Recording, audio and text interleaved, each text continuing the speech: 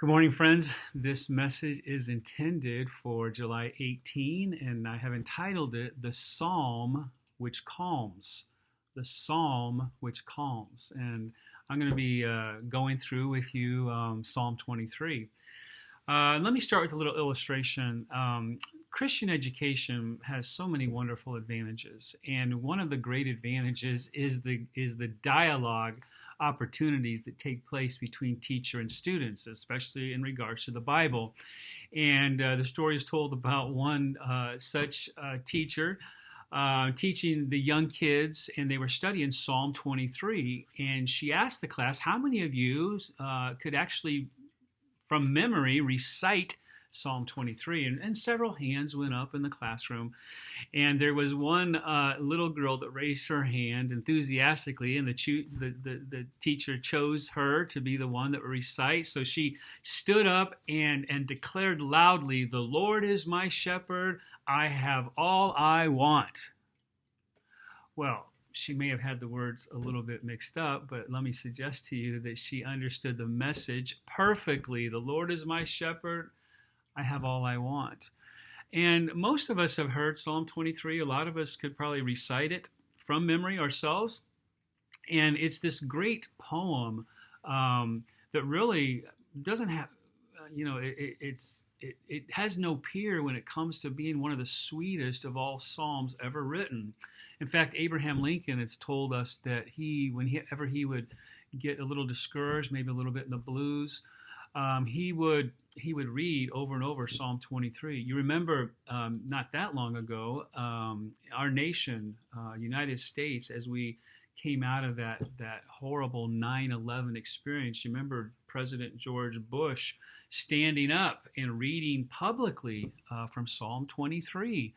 And today, if you're a person that going through this pandemic, maybe a little bit in the blues, maybe it's easy for you to have a little bit of anxiety and stress creeping up upon you to where you could use some calming of the soul, I'm just praying and hoping that Psalm 23 will be the remedy for your soul that you need specifically at this time. And the challenge that we have is that Psalm 23 is so familiar. Sometimes when things are really familiar, you forget the great meaning. And so that's one of the challenges. And the other is that, to be honest, a lot of us are city slickers, and the psalm was intended, it's in this rural pasture, shepherding sheep setting. So sometimes it's a challenge for us to really immerse ourselves into the story because it's not as familiar to us. I find it interesting that in the Bible, you and I are referred to as sheep almost 200 times. And whenever I see something repetitively mentioned in the Word of God, to me, when there's that kind of emphasis, then there must be a lot of rich lessons for us to experience as we study it. So let me just read so that you can hear the words once again, Psalm 23. It's so awesome, so beautiful. The Lord is my shepherd, I shall not want. He makes me lie down in green pastures.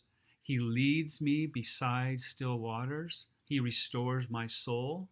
He leads me in paths of righteousness for his name's sake. And even though I walk through the valley of the shadow of death, I will fear no evil, for you are with me. Your rod and your staff, they comfort me. You prepare a table before me in the presence of my enemies. You anoint my head with oil, and my cup overflows. Surely goodness and mercy shall follow me all the days of my life, and I shall dwell in the house of the Lord forever.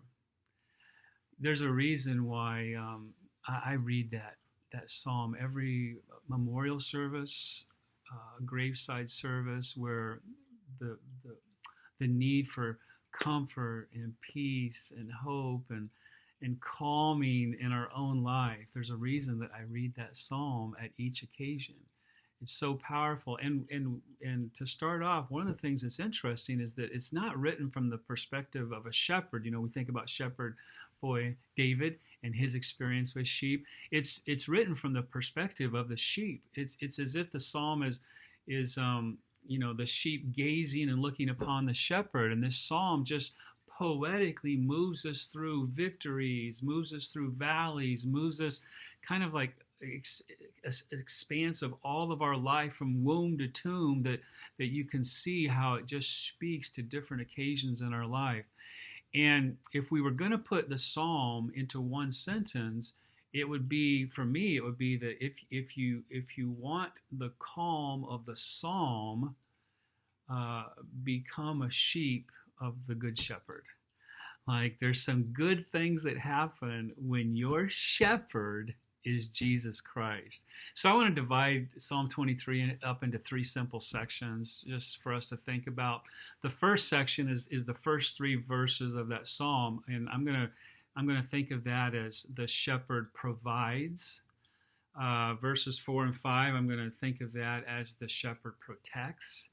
And then as we get into verse 6, the shepherd preserves. So I'm thinking about how the Good Shepherd provides, protects, and preserves. So let's talk a little bit about providing.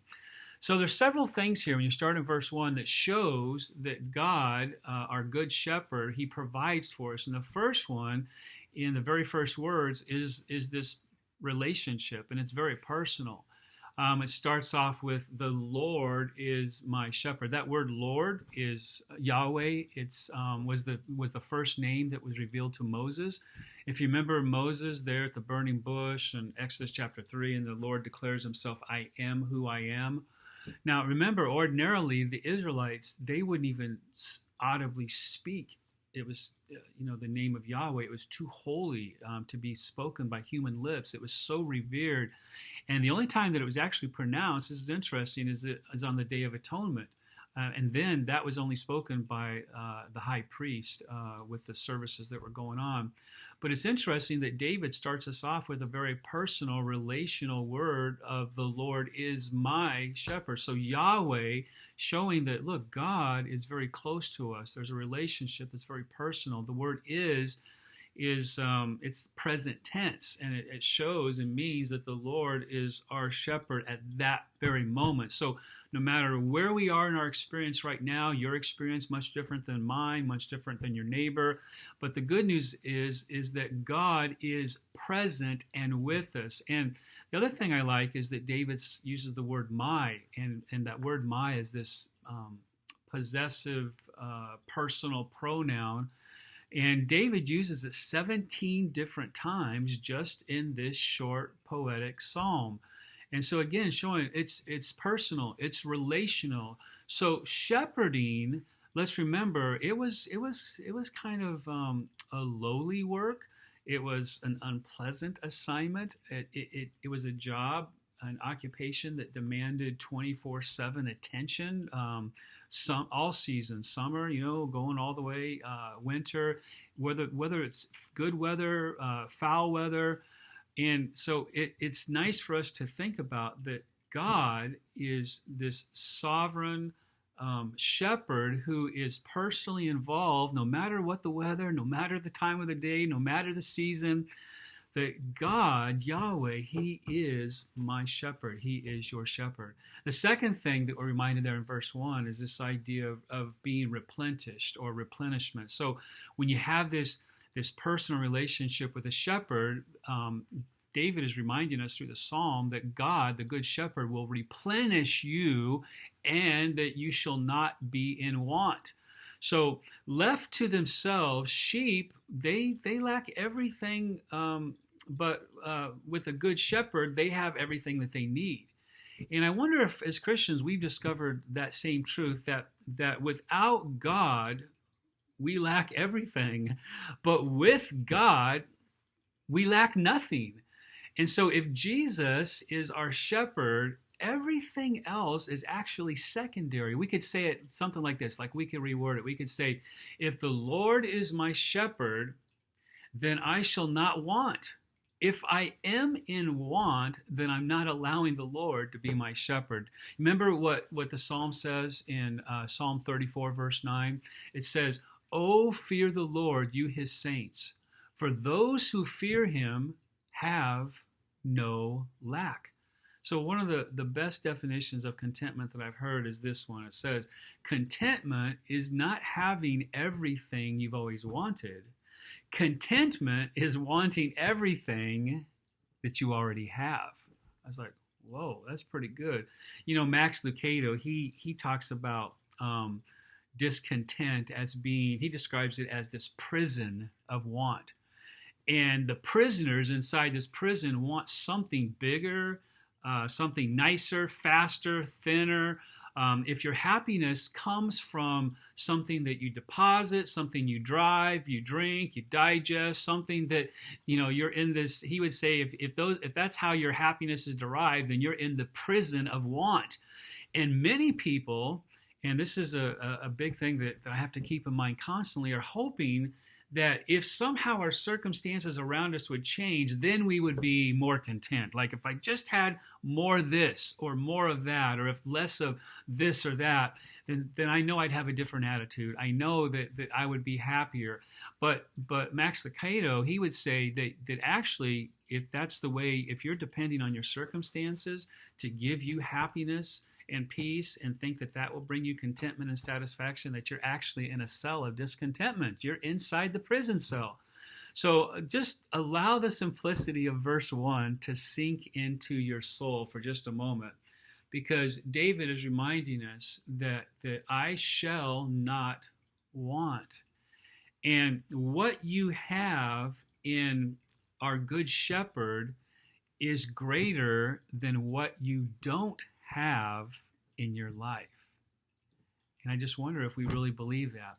The third thing, after providing relationship, after providing replenishment, all that we need, that we would not lack, we're promised rest. It says, he makes me lie down in green pastures. And here's what I like about this.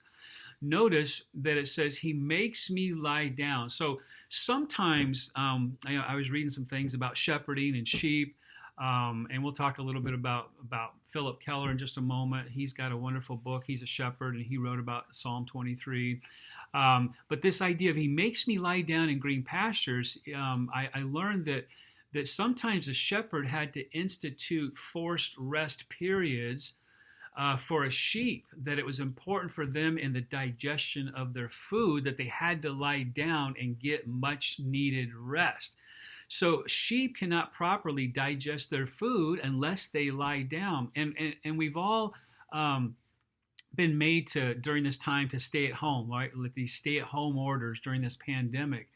And it's interesting that rest is important for us. And the shepherd, the good shepherd, at this time has slowed us all down during this season that we're going through. But to lie down conveys this idea of rest. It conveys the idea of safety and security. I'm reminded of Psalm 4, verse 8, that says, in peace I will lie down to sleep. For you alone, O Lord, make me dwell in safety. So in peace I will lie down to sleep. I mentioned Philip Keller. He wrote that book. If you haven't had a chance to get it, if you ever want to study Psalm 23, it's just excellent. He writes he was a shepherd. A shepherd looks at Psalm 23 is the name of the book. And he points out that when in regards to sleep, he said it takes 4 ingredients for sheep to have in order for them to sleep. Number 1, they have to be free from all fear. Number 2, they have to be free from friction with other sheep in the flock. Number 3, they have to be free from torment from flies and pests. And then number 4, they have to be free from hunger. And I was thinking about that. Man, those 4 ingredients for sheep, they sound like 4 ingredients that you and I require also in order to be at peace. Free from all fear, free from drama or controversy or disagreements with others in our community or family. The pests and flies that are constantly trying to distract us and rob us of our happiness, and then the hunger to be fed and to be filled. It's like we require those same 4 ingredients. And after being fully fed, notice what David says next. He says, he leads me beside still or quiet waters. And notice that this leading is not an idea of the shepherd pushing, an unrelenting sheep from the back, like just shoving them up. It's walking before, leading, guiding, and asking the sheep to follow. And incidentally, I learned this about sheep, that sheep have to be moved, or what will happen is they'll actually stay in one area and just sit and gorge themselves on the grasses. And after eating, they are in desperate need for water. And by nature, sheep are afraid of moving water. They have to have water that's still, that's calm. And so a lot of times, if there's only flowing, like a stream or a river, then what the shepherd has to do is kind of make a little dam to divert a water to a little pool, man-made pool area, so that it's just placid, so that the sheep will actually drink. So shepherds have so much work to do in taking care of the sheep. So the shepherd has to lead the sheep to good water, because otherwise they would stop and drink from polluted puddles. And polluted still water, depending how long it's been that way, can be full of parasites. So, and I was thinking, we're kind of a lot like that, aren't we? Like we, what if we today considered our journey today with God to be Him out leading us, and we're going to follow. Like, we're not even sometimes sure where He's going to lead us for this day, but one of the reasons that He leads us and that we need to follow, we can't just stay close to stagnant pools, is because we want to avoid those places. Sometimes those places are harmful for us. Sometimes we need to be led to a new area. And I like how the psalm here at the very beginning talks to us about the necessity of rest. I mean, we need rest for our souls. I mean, we're constantly on the move. I was talking to one of my friends this week, and we were talking about this idea that, she also is a person that has to, constantly be doing something, has to be in constant activity. And so this psalm speaks to the beauty that God created us to actually need rest.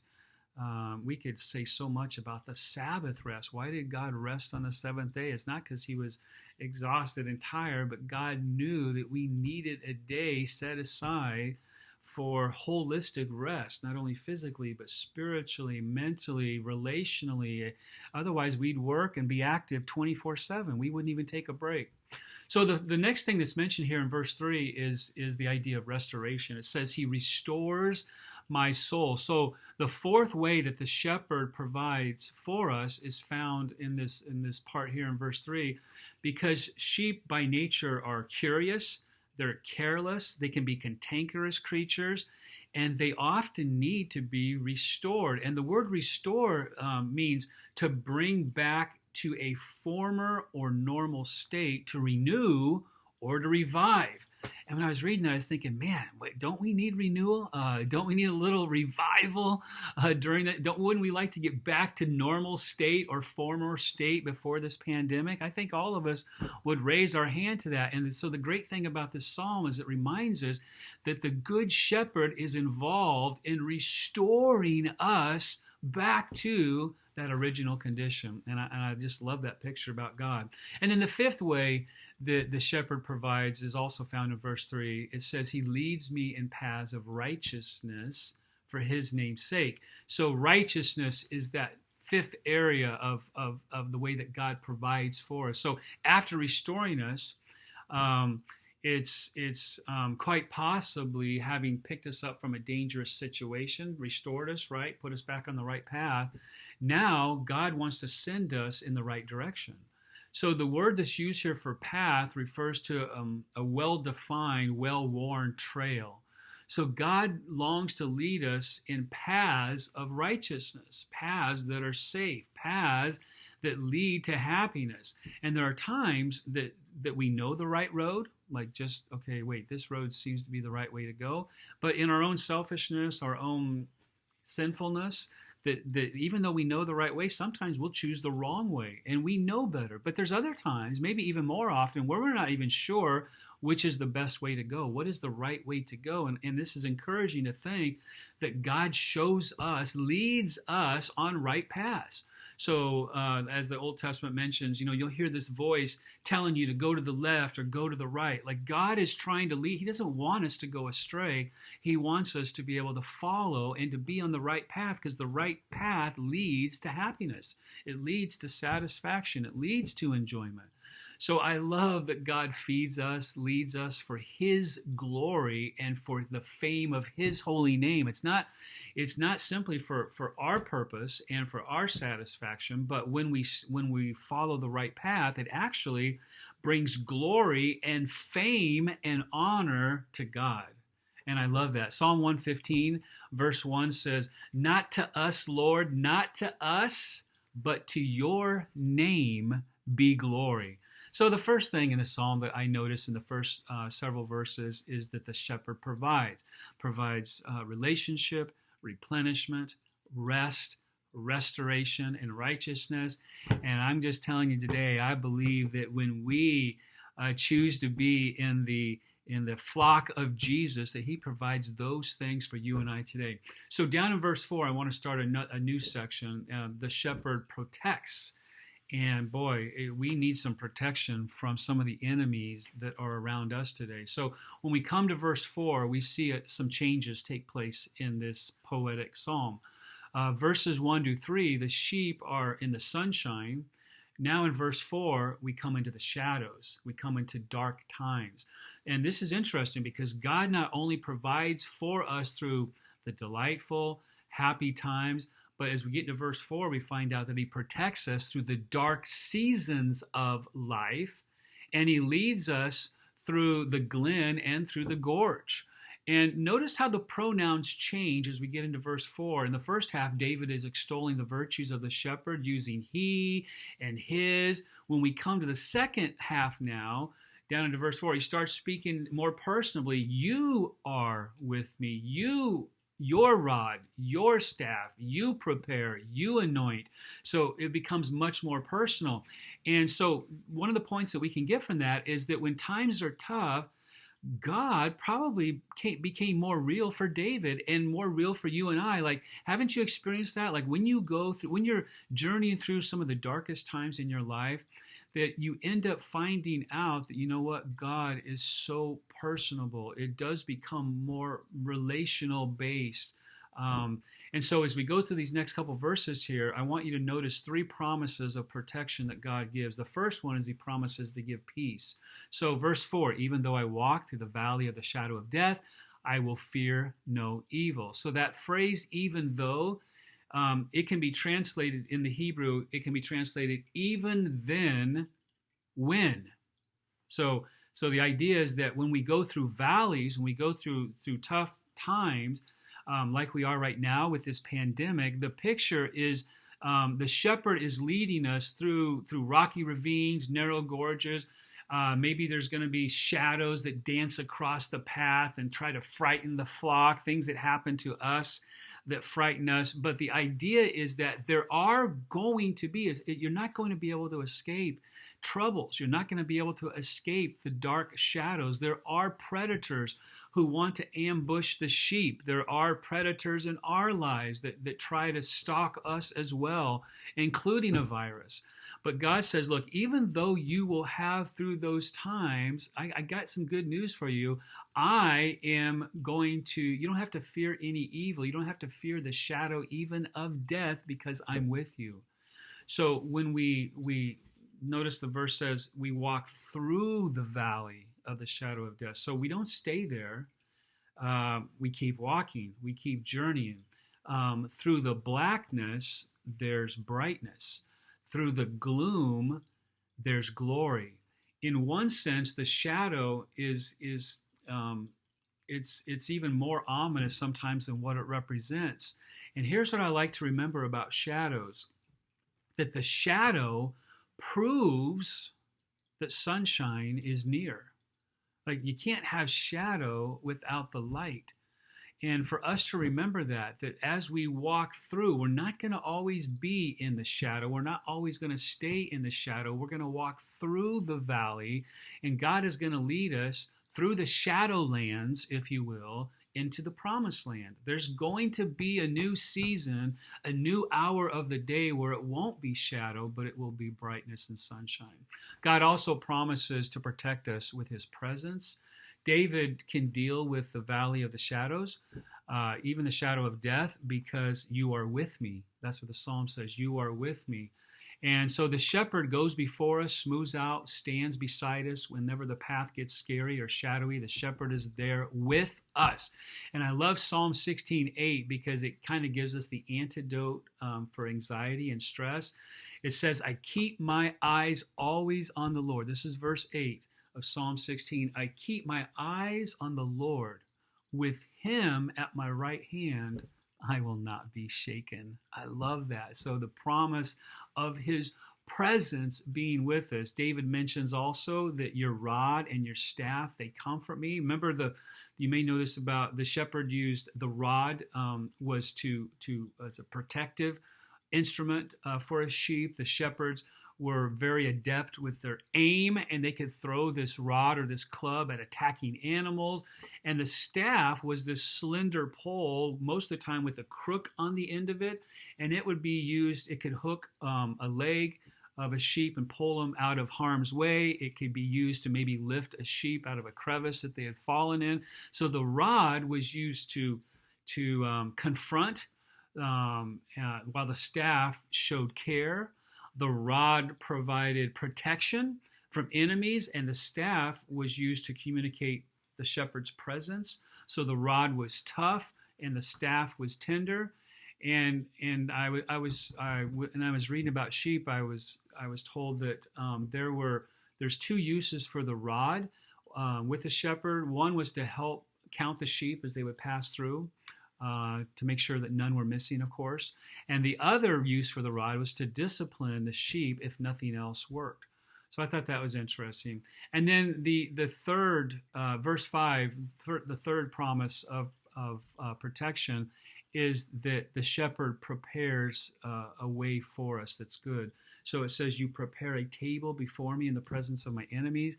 And what a shepherd would have to do is they'd have to scope out a safe grazing area, hopefully flat area for the sheep.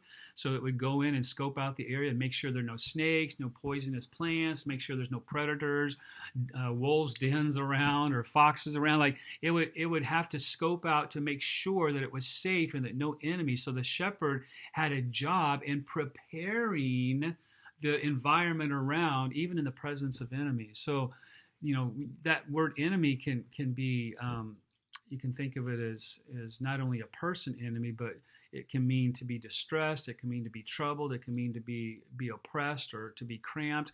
So we have an enemy right now. It's an invisible enemy when you think about the virus that's stalking us. But God promises protection from all of our enemies. And then the last thing here in this section, it says, you anoint my head with oil. Oil was used for a lot of great purposes for the shepherd with using it with his sheep. It was used to repel insects. It was used to avoid conflict. I thought it was interesting that the rams, as they would try to fight for the ewes, the affection of the ewes in the flock, the shepherd would at times on the ram would actually would smear some of the slippery substance of oil on the heads of the gladiators so that they would deflect and glance off each other rather than splitting their skulls open. I thought that was really interesting. So it was to prevent conflict. And then oil, of course, was used to heal wounds. So that ointment was used to take care of cuts. It was, if there was any kind of abrasions that had taken place, it also helped the spread of any type of infection and helped to speed up healing. So a lot of good imagery we see of this beautiful good shepherd who does everything in protecting and taking care of the sheep. And let's be honest, there may be someone listening right now who you consider yourself wounded. You have wounds today and you need healing. Psalm 23 reminds us that we have a good shepherd who is involved in our healing and promises to heal our wounds. And then the last thing I want to mention is, if you get down to the last part of verse 5 and then in verse 6, talks about the shepherd's presence. and how he's going to preserve our future. So no matter what's happening to us right now, we got a good future in store for us. Verse 5 reminds us there's help for today. It says, my cup overflows. The Amplified Version, I like this. It says, it renders this verse, my brimming cup runs over. And so I like that idea. And then verse 6 says, surely goodness and mercy will follow me all the days of my life. And that word surely, it's this very emphatic expression of yes, indeed. So yes, indeed, the goodness of God, the mercy of God is going to follow you and all the days of your life. And I love that because, that word mercy means the loving kindness of God. And that's the attribute that in the Psalms over and over is just mentioned as a wonderful quality about God, his loving kindness. And that word follow means to pursue or to chase after. And I love that picture of God is chasing after us with goodness and mercy. Like his loving kindness is not dormant. It's not just sitting.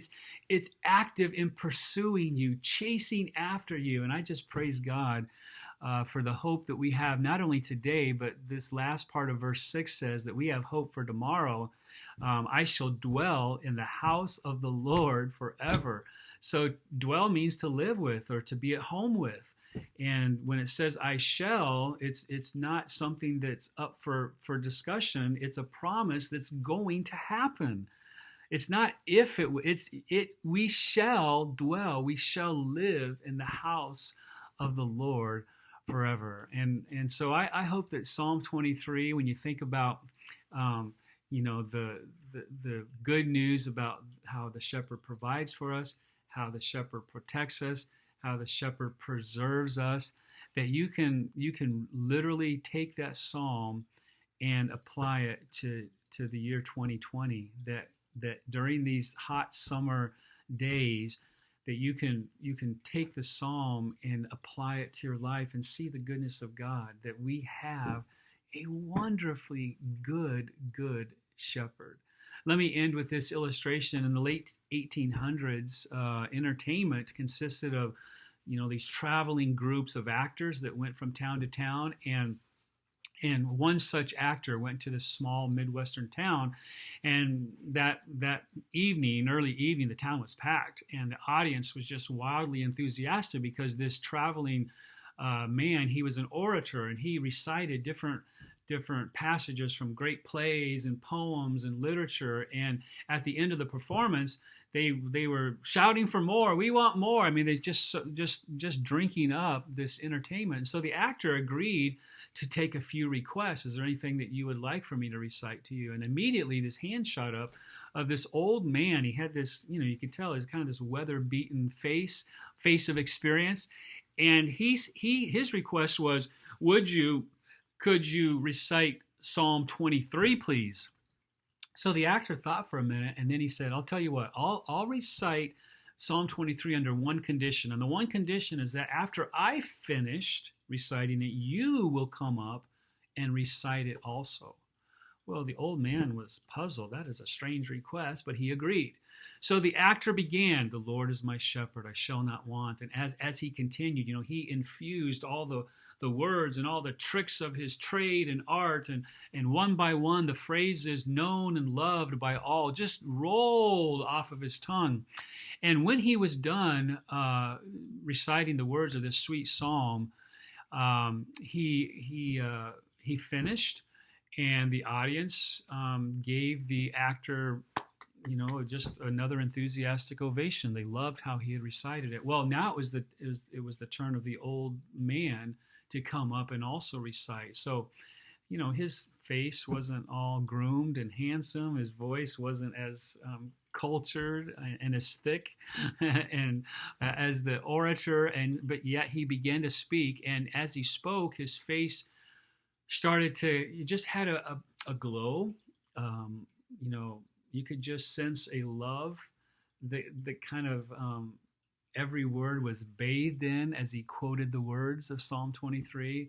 And when he concluded with, surely goodness and mercy will follow me all the days of my life, and I will dwell in the house of the Lord forever.